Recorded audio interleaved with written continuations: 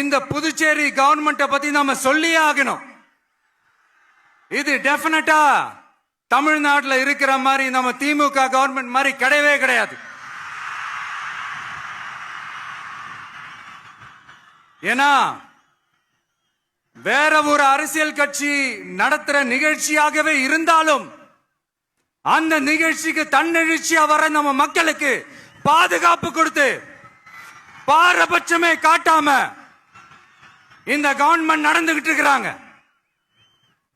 அப்படிப்பட்ட இந்த புதுச்சேரி கவர்மெண்ட்டுக்கும் நம்ம புதுச்சேரி சிஎம் சார் அவர்களுக்கும் இந்த நேரத்தில் என்னுடைய மனப்பூர்வமான நன்றிகளை தெரிவிச்சுக்கிறேன்.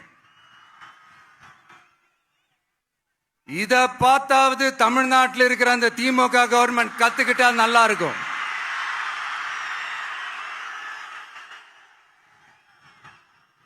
ஆனா அவங்க கத்துக்க மாட்டாங்க. பரவாயில்ல, வரப்போற எலெக்ஷன்ல 100% கத்துக்குவாங்க.